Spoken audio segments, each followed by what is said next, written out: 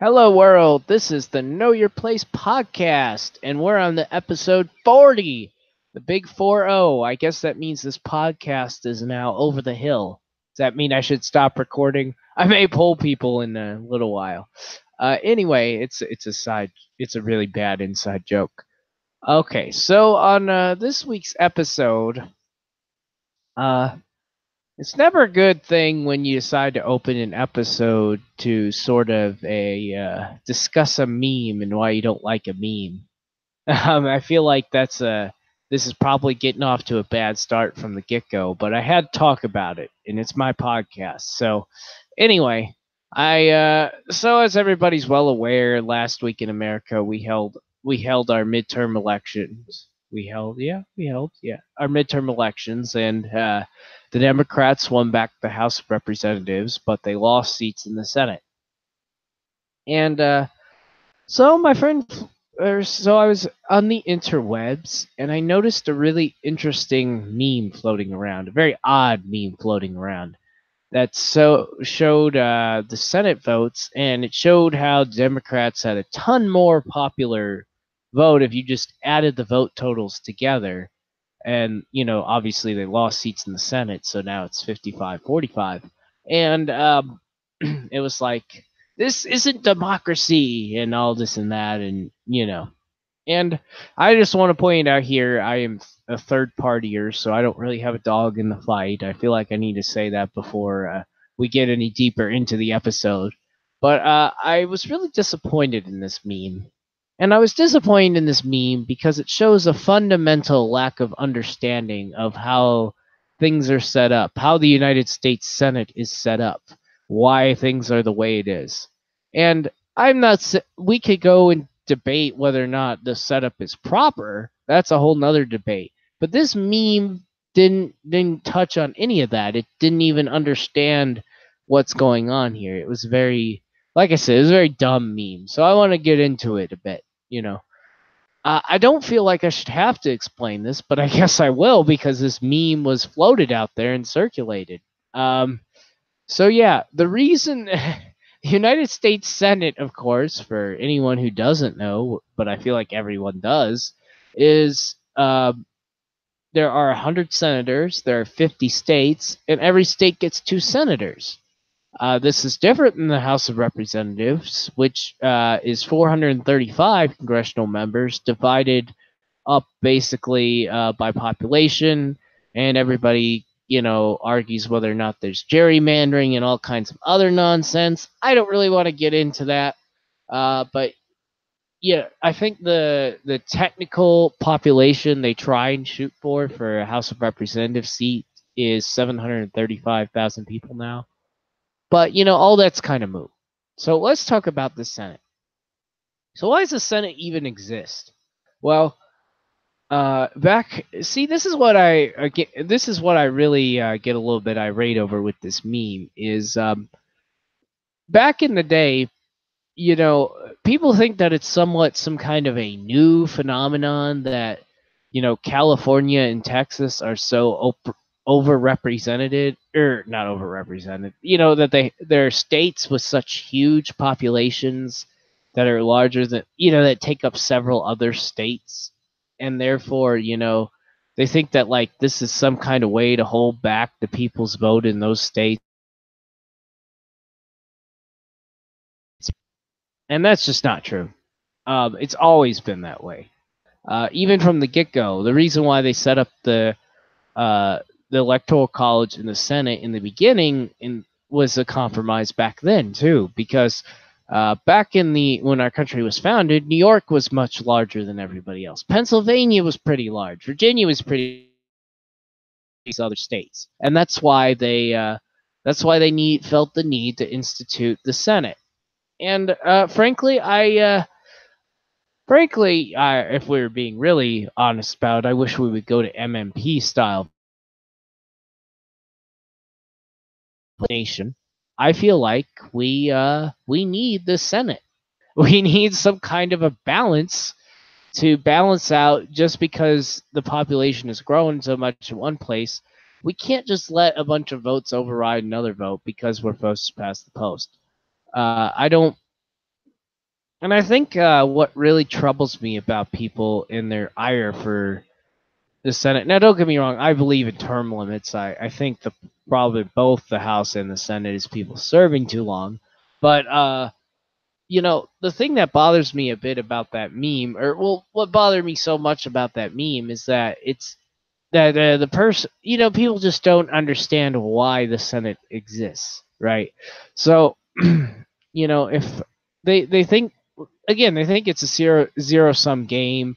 It's like the Senate is some kind of rigged thing that benefits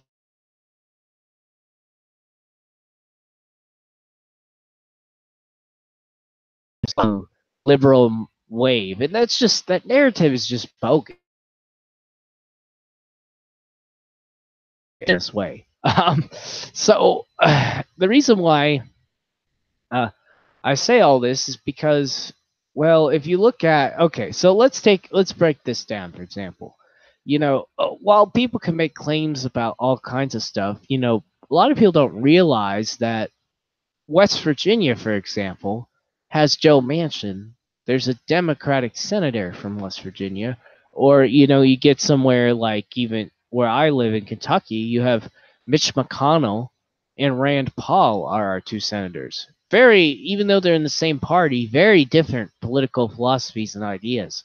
So to act like it's some kind of zero sum game, that the Senate is some kind of holding on to conservative values to just thwart the liberals in their effort to bring full progression to America is just it's utter nonsense. And frankly, I find it very worrying that people will.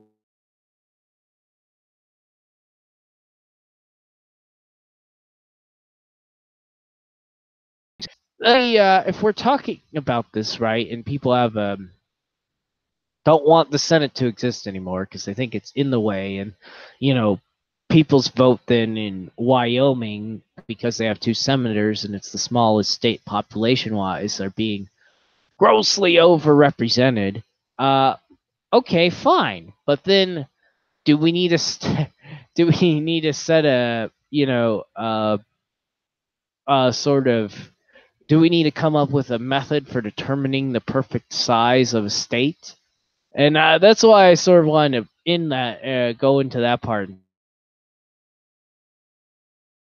In my opinion, Texas and California are way too huge. Okay, they are almost twice the electoral votes of Florida and New York, which again are very huge compared to everybody else, and it's obscene, right?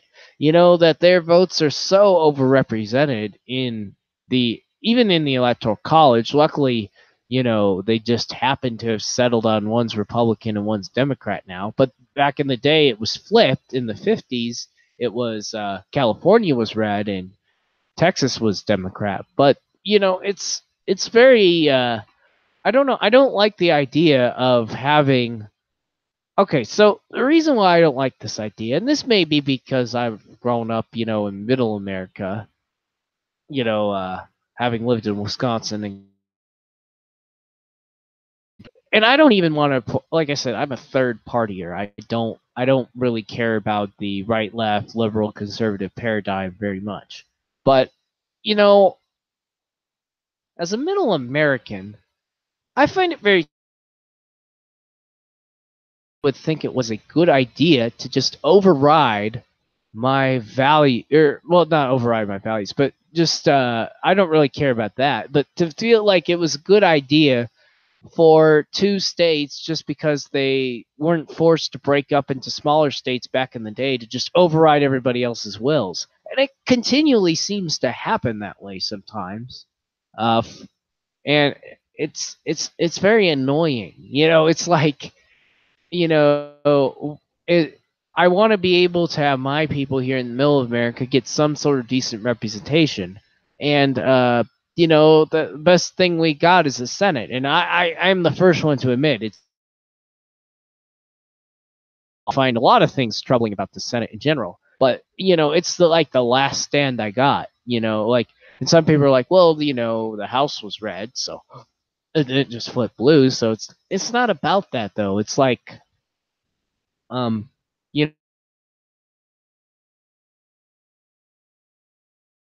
the Republicans to eke out the House a few times doesn't mean I'm not even a Republican, right? Like it's not even about that. It's like, so let's say, for example, when the Republicans are in charge, what people want in Texas,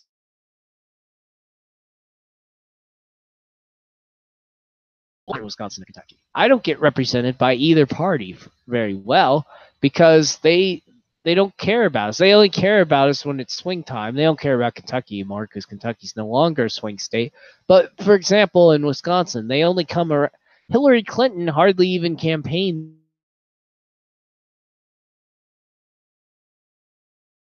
election time. They don't, Wisconsin wants to do all these different things, figure out ways to not use federal money.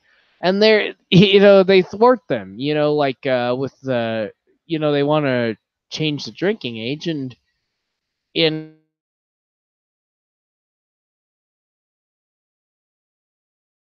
government constantly threatens them, and Texas and California, they just seem to swing everything. If it's not the California Nancy Pelosi, Dianne Feinstein type of Democrat in charge, or the New York Chuck Schumer type of Democrat in charge, then in the Republican factions, you get the people that are like the Ted Cruz's and Rubios of the world in charge, and it's like nothing's different. Nothing's really changed.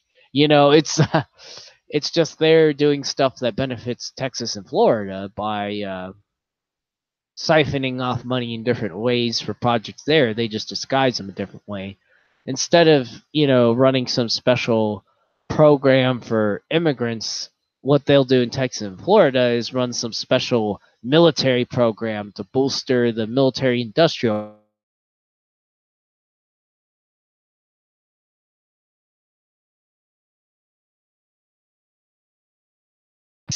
was going to live our normal everyday lives and eke out a very average existence. And I just, frankly, I don't see the benefit of hitching our wagons to either one. So yes, if it were up to me, I don't know, I would in population in Wisconsin or Kentucky, but we're both around average. We're like 27th and 25th or something. And I think it's preposterous that Texas and California get to remain so big and so influential.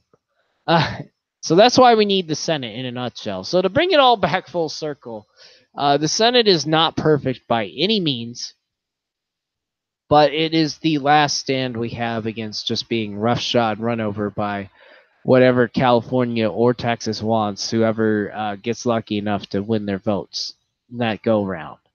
And everybody calls it obstructionism, and maybe the Senate is a bit obstructionist. Stuff doesn't seem to pass near as quickly as it used to back in the day. But there is something to be said for it not being like it used to be, not being so quick and crazy and going right through. I do enjoy sometimes seeing things get slowed down or held up or things in the way. Anyway,